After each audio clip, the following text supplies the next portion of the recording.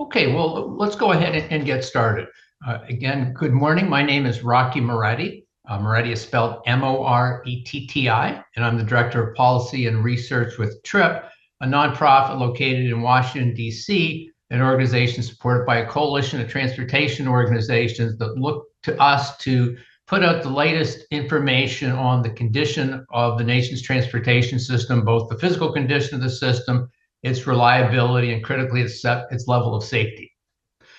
Today's virtual news conference, after I give my comments on the finding of the report, we're going to hear from three North Carolina speakers. We'll hear first from Gary Salamito, the President and CEO of the North Carolina Chamber, from Natalie English, the President and CEO of the Wilmington Chamber of Commerce, and then Joe Bost, Chief Advocacy Officer with the Charlotte Regional Business Alliance.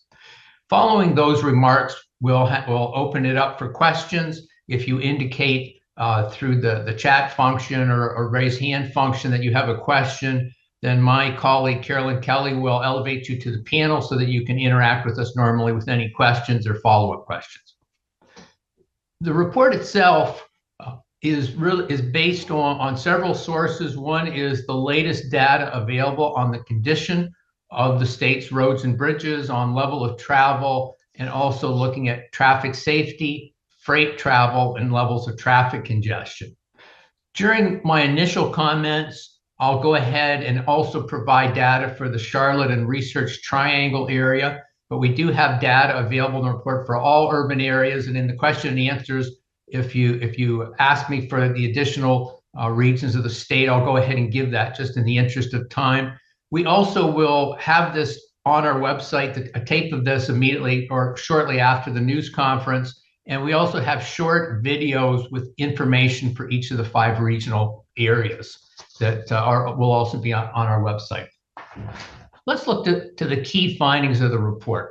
The report finds that with North Carolina continuing to experience significant levels of growth, that really the state looking forward, North Carolina faces a significant challenge in providing a reliable, safe, and well-maintained transportation system.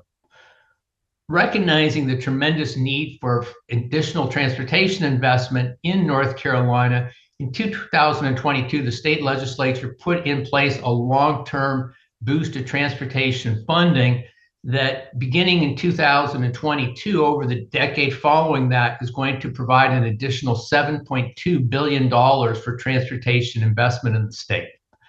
This is complemented by the 2021 passage of the Federal Infrastructure Investment and Jobs Act, which combined has allowed the state to increase investment in its bridges by 17%, in its road improvements by 17%, and in its bridges by 22%. But unfortunately, this is being impacted in terms of the impact of this additional funding. We've seen a significant increase in inflation and highway construction costs. And unfortunately, this has diminished to some extent the benefits of this additional funding or have limited in terms of the additional investment. Over 2022 and 2023, over that 2-year period, there was a 43% increase in highway construction costs. So certainly that's had a significant impact on the scope of the state's system in terms of its ability to move forward with critical projects. We point out in the report that since 2000, North Carolina has had a 35% increase in population. This reflects a high quality of life and a strong economy, but as you anticipate, this is also putting a lot of stress on the state's transportation system. From 2000 to 2019 in North Carolina, we saw a 37% increase in vehicle travel. And then, of course, there was a significant reduction in vehicle travel across the state during the early parts of the COVID-19 pandemic. And by 2023, vehicle travel in North Carolina had returned to within 2% of pre-pandemic level, as the state returned to really a level of travel similar to pre-COVID. We have seen in terms of traffic congestion across the country that traffic has come back somewhat different. We're seeing across the country, evening rush hours are back to pretty much pre-COVID levels. We're seeing a somewhat lower level of morning congestion, and we're actually seeing some midday traffic congestion. And Saturdays in many urban areas, traffic congestion is as bad as it is on a Monday typically. And so we have seen travel come back, but somewhat different. The report looked at the physical condition of the system and found that approximately 1/3 of North Carolina's major roadways have pavements in poor or mediocre condition, which costs state motorists $5 billion annually in additional vehicle operating costs. These costs include accelerated depreciation of a vehicle, as obviously the more stress it operates under, the quicker it's wearing out. And we also see increased routine repairs, fuel consumption, and also tire wear. In the Research Triangle area, the report found that 15% of major roads have pavements in poor condition and 24% are in mediocre condition, which is costing the average motorist an additional $623 annually in additional vehicle operating costs. In the Charlotte area, the report finds that 23% of major roadways have pavements in poor condition and 27% are in mediocre condition, which is costing the average area motorist $784 annually in additional vehicle operating costs. The report also noted that 7% of bridges in North Carolina are rated in poor condition. These are bridges in need of immediate repair. They're not closed, but in some cases they're restricted to lighter weight vehicles because the inspectors have found that while the bridge can still continue to carry traffic, it has significant deterioration. The report also found that 52% of bridges in North Carolina are rated in fair condition. These are bridges that need additional routine maintenance to make sure that these bridges do not fall into poor condition. The report found that in the Research Triangle, the report found that 5% of bridges in the Research Triangle area are rated in poor condition and another 50% are rated in fair condition.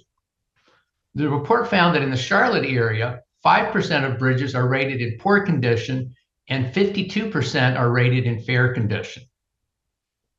The report also looked at the impact of reliability, essentially the ability to get places in a timely fashion. And the report found that annually, the cost of traffic congestion in North Carolina is approximately $4 billion annually in the value of lost time and wasted fuel. In the Research Triangle area, the report found that the average motorist is spending an additional 36 hours annually stuck in traffic and wasting 14 gallons of fuel due to traffic congestion, costing the average motorist $863 annually in the cost of traffic congestion.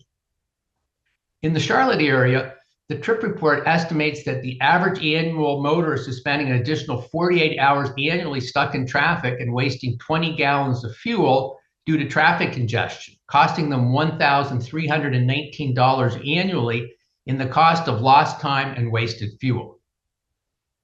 The report also includes a list of the 25 sections of highways in North Carolina that are the least reliable for motorists, but also for truckers as well. This includes segments of US Route 16, 29, 51, and 147, and the state's major interstates, including Interstates 40, 77, 85, 277, and 485. The report also notes that North Carolina, along with the rest of the country, faces a significant traffic safety crisis. And we've unfortunately seen this crisis actually get worse, beginning with the pandemic. And that's true also, unfortunately, in North Carolina. The report found that from 2019 to 2023, 7,858 people have been killed in traffic crashes in North Carolina. And we note that the rate of traffic fatalities at 1.38 traffic fatalities per 100 million miles of travel is higher than the national average of 1.26. We also note that over the last 5 years, 17% of traffic fatalities in North Carolina are of pedestrians and bicyclists. The report also notes that what we've seen in North Carolina, unfortunately, is what we've seen across the country, where traffic fatality numbers have actually worsened since the COVID-19 pandemic. In North Carolina, from 2019 to 2023, we saw a 10% increase in traffic fatalities in North Carolina. We point out in the report that the U.S. Department of Transportation has put in place a comprehensive, holistic strategy for improving roadway safety across the country. And this is based on an approach that includes certainly safer drivers who are obeying traffic laws and not being impaired and staying within speed limits, but also safer vehicles and also improved roadway safety features as being a significant factor in improving traffic safety, not only for motorists, but also for pedestrians and bicyclists. The report also points out that $741 billion worth of goods are moved annually to and from sites in North Carolina, and the state is significantly reliant on the health of its freight transportation system, particularly its highways. The report includes a list of the worst traffic bottlenecks for freight across North Carolina, which includes most of portions of the state's major interstates. In conclusion, the North Carolina Department of Transportation, with the additional resources that have been provided both from the legislature and the federal government, have pursued a number of projects and programs to improve traffic safety. It includes, since 2018, $6.2 billion to increase the capacity of numerous highway segments across the state. And there's a list of those projects in the report. Helping to manage 4 regional and 1 statewide transportation management centers, which work to make sure the system works efficiently as possible. Also supporting a safety service patrol network on major portions of highway, which annually is helping 37,000 stranded motorists. Certainly a tremendous help to the motorists and also keeping them safe, but also very helpful in terms of the reliability of the system. Support for retiming traffic signals, which again is very critical in improving the reliability of the system. A complete streets program, which seeks to improve the walkability and also the safety of bicycle lanes across the state where they're appropriate. And finally, working with the state's 25 urban and 80 rural transportation transit systems. So I'm going to conclude there by pointing out that North Carolina, as it continues to grow, faces significant transportation challenges, and providing a transportation system in North Carolina that keeps people safe, provides reliable access, and is a well-maintained system will require additional investment in the state's transportation system. With that, I'll turn it over to Gary. Thank you, Rocky, and thank you to Trip for the relationship and the partnership we've had for years. Joe and Natalie, it's always good to be with you and to work with you to help keep our state and our communities competitive with it. So thank you all. Thanks for those of you that are joining the call today. And at the North Carolina Chamber, we do 4 things. Our mission is around 4 things: research, develop, educate, and communicate about those policies and those solutions necessary to keep North Carolina the best state in the country, if not the world, to live, work, raise a family, and to do business. And transportation infrastructure is essential. In order to get people and goods and raw materials and products to and from markets and to and from work and to and from school safely is essential to a growing state. Our state has a dynamic economy, it has growth, it has retention, it has all good things going for it right now, and we're on the top of our game. But as we know, the best time to change your game and to make those critical infrastructure investments is when you're on top of your game. And right now we have the opportunity, because of our good growth and because we're a great state for business, to make those critical infrastructure investments. Safety and efficiency right at the top. You know, business is about people. And people are the folks that are going to those important jobs in manufacturing, in the service industries. We have to make sure they can get there safely. We have to make sure their kids can get to school safely. We have to make sure that our first responders have access to the routes that are necessary to take care of us. Literally, lives depend on it every day, as the report points out about how important those investments are. We see a shrinking gas tax. Cars and vehicles are getting more fuel efficient. That means that the gas tax that we've relied on so heavily for so long is less predictable. It's less sustainable. It's volatile. And we need to have more predictability and more diversification in our funding sources in order to make sure we make these investments, not only for the workers of today, but for my children and grandchildren, to make sure that when they have an opportunity to live and work in North Carolina, that we're continuing to be that place that they need it to be. We thank our state leaders. They've made those critical investments. We thank them for their foresight. They've been making those and understand the important role of diversifying our revenue sources. But the time to do more is now.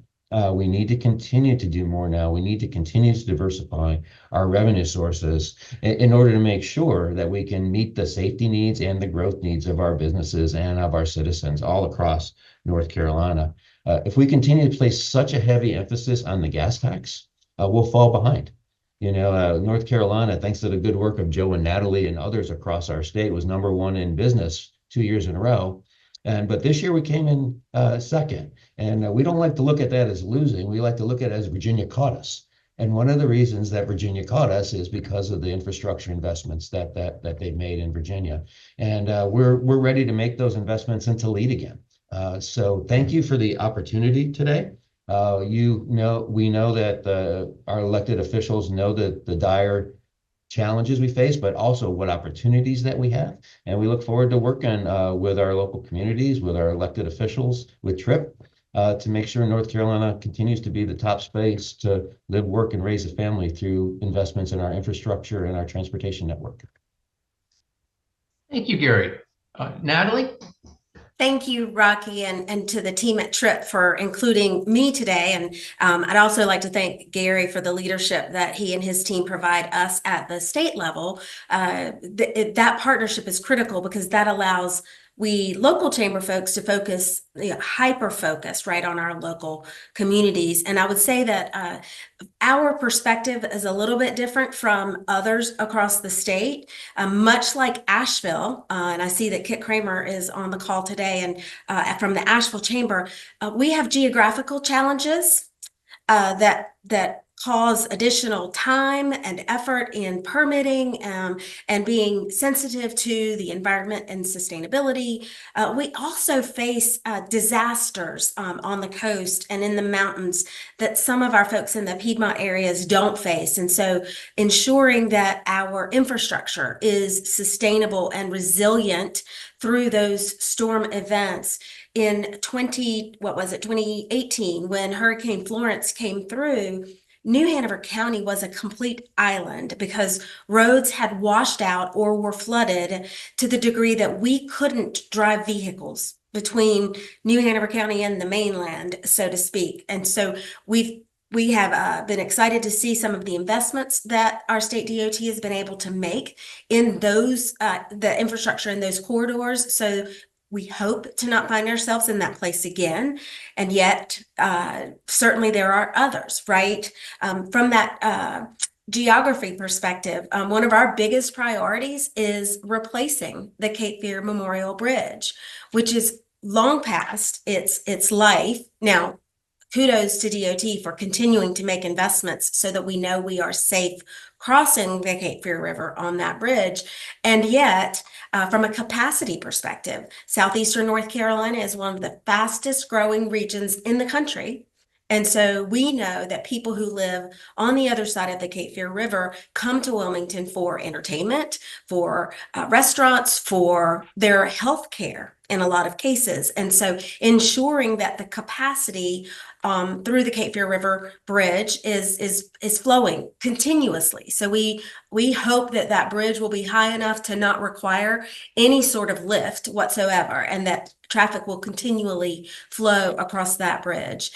We are really thankful for the advocacy that Gary has led with his team and the rest of the local chambers across the state for those new resources for transportation revenue. We cannot continue to expect that we can keep up with our state's growth, continue to support the commerce and the economic growth that we see coming if we don't ensure that we have the revenues to invest in the transportation infrastructure. I thank you again, Rocky, for inviting me to be a part today.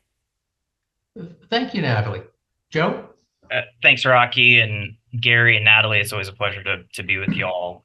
The partnership that we enjoy is tremendous. And I don't know that there's a week that goes by that one of us is not talking to the other about transportation. And it's because it's a critical component of our success in North Carolina. You heard Rocky highlight some of the facts about growth. I want to share a statistic just came out the other day. We have 117 people moving to the Charlotte region every single day. So our belief at the Charlotte Regional Business Alliance is economic growth in North Carolina and the Charlotte region it's contingent upon a modern and efficient transportation network. We've got to make sure we've got ongoing investments in our roads and bridges and transit systems to make sure we're maintaining and enhancing the infrastructure that really support the state's dynamic development and continued economic vitality. Look, we're grateful for the partnership with the North Carolina General Assembly. Them providing additional revenue to transportation has been fantastic. But we have an opportunity to blaze a trail in North Carolina and do things a little bit differently. Looking at how we fund transportation at a statewide level and then even a more localized level. Here in the Charlotte region, we're contemplating a comprehensive transportation plan that would look at levying additional 1% sales tax in Mecklenburg County.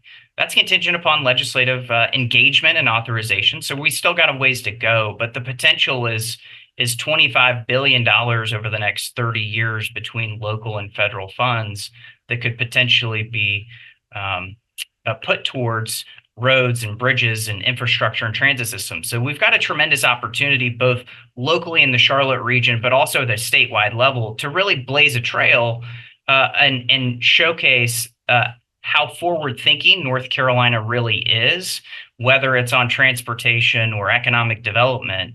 It's going to be crucial to our long-term competitiveness and success. So again, Rocky, thanks for the opportunity. Gary and Natalie, it's always good to be with y'all, and I appreciate the opportunity. Thank you, Joe. Carolyn now will explain how we're going to proceed in terms of questions. Thanks, Rocky. My name is Carolyn Kelly. I'm the Director of Communications for TRIP. At this point, we'll be able to have a brief Q&A where those media in attendance can ask questions of our panelists.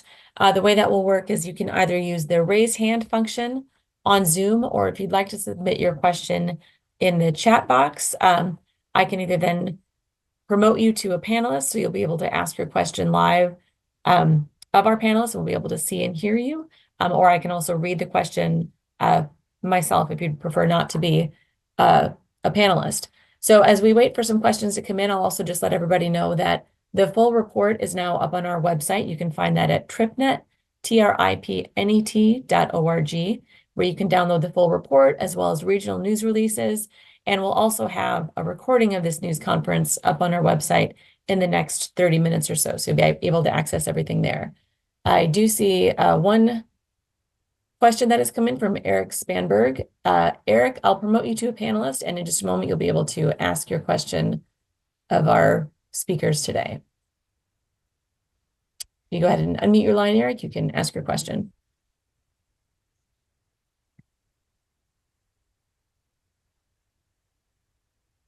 Great.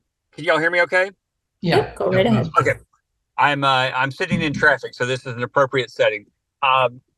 For Joe and for Natalie, I'm curious, how do you take information such as the findings in this study and put it to good use for funding and to encourage more funding for transit and transportation? Joe mentioned the conversation is obviously underway here, but both of you are almost constantly involved in these kinds of discussions and campaigns. So I'm just curious what kind of educational value you think this has for residents and businesses. I mean, from my perspective, Eric and I know Natalie has a lot to share here too. I think it's about adding to the drumbeat that we've already been talking about for years at this point, Eric. I mean, I talk to policymakers every week. I know Natalie does the same, and Gary does too, about the pain points that we hear from CEOs from across the Charlotte region. And now Natalie and Gary talk to them across this state as well, about the important issues. And so the more we can have reports like this that really confirm what we've been telling policymakers for quite some time, that we've got to do something now, the better. And so I think the TRIP report just provides yet another data point to back up the conversations that Natalie and Gary and I have with policymakers across this state. And, local policymakers too. Let's not forget, our city and county leaders, those who participate in the MPOs, right? Like, these are the sorts of data points and reports that we need out there to, again, back up all the conversations that we've been having. Yeah, and Eric, I would add an additional analogy, if you will. The squeaky wheel gets the grease, right? We know that our elected officials at every level hear from so many people about so many different issues. It's incumbent upon us to use the information that things like the TRIP report every year provide us, so that we can keep transportation infrastructure investments top of mind for those legislators. And it's an ongoing effort. We've been really fortunate with our partners, Gary's team at the State Chamber, the communications team and their government affairs team create assets that we can share. We also spend a lot of time, Joe and I, educating our members about these things, because our members also have relationships with elected officials. And so we will share information with them, encourage them when they have conversations with all of our elected officials to also toot the horn and squeak the wheel, if you will, so that we can get the funding that we need. Thank you both. Great. Thanks, Eric. And we've also got a question from Mary Smith in Asheville. And Rocky, Mary would like a breakdown, if you've got it handy, of the data points for the Asheville area. Sure. The report finds that in the Asheville area, 11% of major roadways have pavements in poor condition and 16% are in mediocre condition. The impact of poor roads in the Asheville area is costing the average motorist $428 annually in additional vehicle operating costs, which includes accelerated depreciation, additional routine repairs, and also additional fuel use and also tire wear. The TRIP report finds that in the Asheville area, 8% of its bridges are rated in poor condition and in need of immediate repairs, and another 61% are in fair condition and need ongoing maintenance to help them avoid falling into poor condition. The report finds that in the Asheville area, the average motor is spending an additional 34 hours annually stuck in traffic and wasting 13 gallons of fuel annually due to traffic congestion. This costs the average motorist in the Asheville area $849 annually in the cost of lost time and also wasted fuel. Thanks, Rocky. Our next question comes from Sean Gallagher. Sean, I've elevated you to a panelist as well, so in a moment you can ask your question. You just need to unmute your line and then you can go ahead. All right, great. Thank you. So I had two questions here really quick. One, how does North Carolina compare to the rest of the country as far as roads and bridges? And then also, how do you balance the idea of, expanding roadways to help with congestion while also keeping in mind traffic safety? Sure. Well, let's look at overall conditions. If you look at pavement conditions statewide, pavement conditions are close to the national average, maybe actually slightly better than the national average. So then you look at regionally, whereas the report points out that the greatest share of pavements in poor condition are in the Charlotte and Wilmington area, and more typical of urban areas. And what we see across the country is typically urban areas have worse pavement conditions, and that's a function that they're more heavily traveled, including freight travel, which puts obviously a lot of wear and tear on the system. If you look at bridge conditions in North Carolina, with 7% of its bridges rated in poor condition, that is right on the national average. The challenge with bridges is just as really with pavements as well. As they get older, you reach a point of diminishing returns where routine repairs aren't as effective as they once were. And if you can't stay on top of that with a high level of investment, then you're looking at reconstruction, which is a lot more expensive. And then probably the area, two areas where North Carolina clearly is above the national average. One, unfortunately, is traffic fatality rate is higher than the national average. And the amount of vehicle travel growth based on population growth from 2000 to 2018 was among the highest in the country. And we now start to see that growth return post-COVID.